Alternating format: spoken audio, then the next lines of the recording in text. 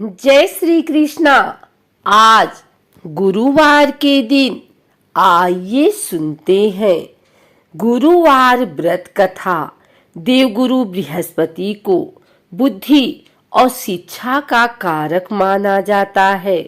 गुरुवार को बृहस्पति देव की पूजा करने से धन, विद्या, मान सम्मान, प्रतिष्ठा और कई अन्य मनोवांछित फल की प्राप्ति होती है। धार्मिक ग्रंथों के अनुसार गुरुवार को भगवान बृहस्पति की पूजा का विधान है। गुरुवार के दिन व्रत और कथा सुनने से घर परिवार में सुख समृद्धि बनी रहती है। आइए जानते हैं गुरुवार व्रत कथा के बारे में। कथा के अनुसार प्राचीन काल की बात है।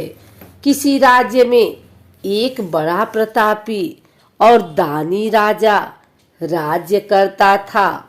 वह हर गुरुवार को व्रत रखकर दीन दुखियों की मदद करके पुण्य प्राप्त करता था। परंतु ये बात उसकी रानी को अच्छी नहीं लगती थी। वह न तो व्रत करती थी और न ही दान पुण्य में विश्वास रखती थी। इतना ही नहीं, वह राजा को भी ऐसा करने से मना करती थी। एक समय की बात है, राजा शिकार खेलने के लिए बन गए। घर पर रानी और दासी थी। उसी समय गुरु बृहस्पति देव साधु का रूप धारण कर राजा के दरवाजे पर भिक्षा मांगने आए। साधु ने जब रानी से भिक्षा मांगी तो वह कहने लगी, हे साधु महाराज, मैं इस दान और पुण्य से तंग आ गई हूँ। आप कोई ऐसा उपाय बताएं जिससे कि सारा धन नष्ट हो जाए और मैं आराम से रह सकूं। इतना सुनकर बृहस्पति देव ने कहा, हे देवी, तुम बड़ी विचित्र हो। संतान और धन से कोई दुखी होता है। अगर अधिक धन है तो इसे शुभ कार्यों में लगाओ। कुंवारी कन्याओं का विवाह कराओ। विद्यालय और बाग बगीचे का निर्माण कराओ, जिससे तुम्हारा दोनों लोग सुधरे।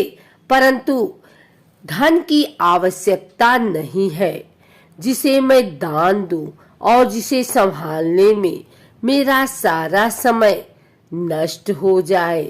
तब साधु ने कहा, अगर तुम्हारी ऐसी इच्छा है तो मैं जैसा तुम्हें बताता हूँ तुम वैसा ही करना। गुरुवार के दिन तुम घर को गोबर से लिपना, अपने बालों को पीली मिट्टी से धोना, राजा से हजामत बनाने को कहना, भोजन में मांस मदिरा का प्रयोग करना, कपड़े धोबी के यहाँ धुलने देना।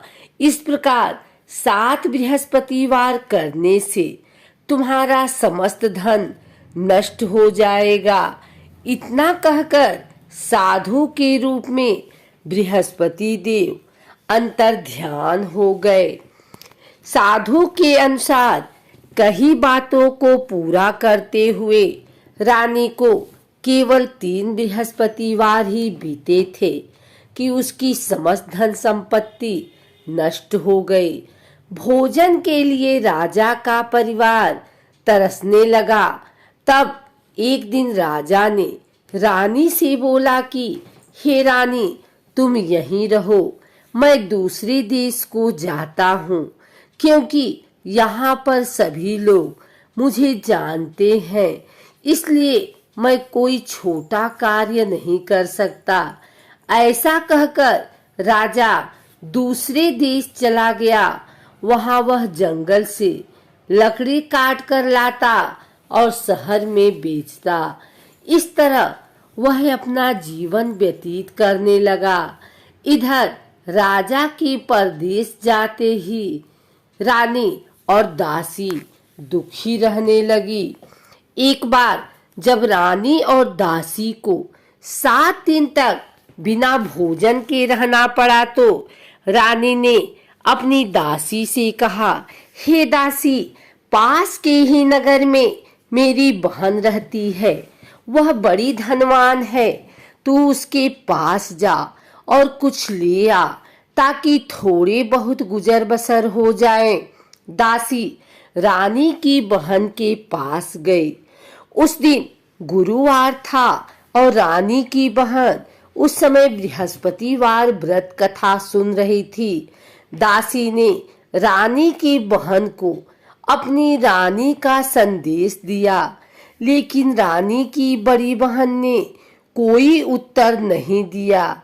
जब दासी को रानी की बहन से कोई उत्तर नहीं मिला तो वह बहुत दुखी हुई और उसे क्रोध भी आया। दासी ने वापस आकर रानी को सारी बात बता दी। ये सुनकर रानी ने अपने भाग्य को कोसा। उधर रानी की बहन ने सोचा कि मेरी बहन की दासी आई थी, परंतु मैं उससे नहीं बोली, इससे वह बहुत दुखी हुई होगी। कथा सुनकर और पूजा समाप्त करके वह अपनी बहन के घर आई और कहने लगी कि हे बहन, मैं बृहस्पतिवार का व्रत कर रही थी, तुम्हारी दासी मेरे घर आई थी, परंतु जब तक कथा होती है तब तक न तो उठते हैं और न ही बोलते हैं, इसलिए मैं नहीं बोली। बताओ दासी क्यों आई थी? रानी बोली, बहन, तुमसे क्या छिपाऊं, हमारे घर में खाने तक को अनाज नहीं है। ऐसा कहते कहते रानी की आंखें भर आई। उसने दासी समेत पिछले 7 दिनों से भूखे रहने की पूरी बात बता दी अपनी बहन से। रानी की बहन बोली, देखो बहन, भगवान बृहस्पति देव सबकी मनोकामना को पूर्ण करते हैं। देखो, शायद तुम्हारे घर में अनाज रखा हो। पहले तो रानी को विश्वास नहीं हुआ, पर बहन के आग्रह करने पर अपनी दासी को अंदर भेजा तो उसे सचमुच अनाज से भरा एक घड़ा मिल गया। ये देखकर दासी को बड़ी हैरानी हुई। दासी रानी से कहने लगी, हे रानी, जब हमको भोजन नहीं मिलता तो हम व्रत ही तो करते हैं, इसलिए क्यों न इनसे व्रत और कथा की विधि पूछ ली जाए ताकि हम भी व्रत कर सकें। तब रानी ने अपनी बहन से बृहस्पतिवार व्रत के बारे में पूछा। उसकी बहन ने बताया, बृहस्पतिवार के व्रत में चने की दाल और मुनक्का केले की जड़ में अर्पित करें तथा दीपक जलाएं। व्रत कथा सुने और पीला भोजन ही करें। इससे बृहस्पति देव और भगवान विष्णु प्रसन्न होते हैं। व्रत और पूजा की विधि बताकर रानी की बहन अपने घर को लौट गई। 7 दिन के बाद जब गुरुवार आया तो रानी और दासी ने व्रत रखा। वह घुड़साल में जाकर चना और गुड़ लेकर आई, फिर उसे केले की जड़ तथा भगवान विष्णु की पूजा की। अब पीला भोजन की चिंता लेकर दोनों बहुत दुखी हुई। चूंकि उन्होंने व्रत रखा था, इसलिए बृहस्पति देव उनसे प्रसन्न थे।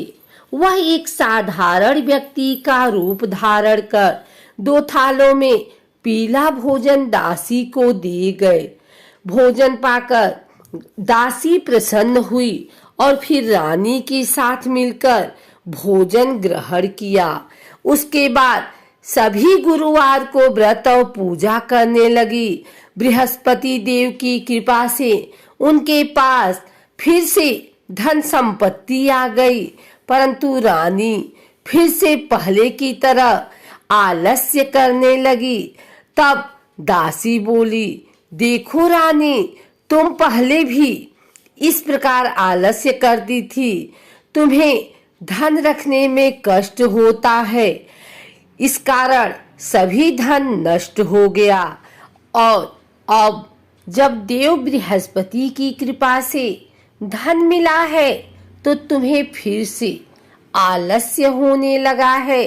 रानी को समझाते हुए दासी कहती है कि बड़ी मुसीबतों के बाद हमने ये धन पाया है, इसलिए हमें दान पुण्य करना चाहिए, भूखों को भोजन कराना चाहिए और धन को शुभ कार्यों में खर्च कर देना चाहिए। इससे तुम्हारे कुल का यश बढ़ेगा, स्वर्ग की प्राप्ति होगी और पितृ प्रसन्न होंगे। दासी की बात मानकर रानी अपना धन शुभ कार्यों में खर्च करने लगी। इससे पूरे नगर में उसका यश फैलने लगा। बृहस्पतिवार व्रत कथा के बाद श्रद्धा के साथ आरती करनी चाहिए। इसके बाद प्रसाद बांटकर उसे ग्रहण करना चाहिए।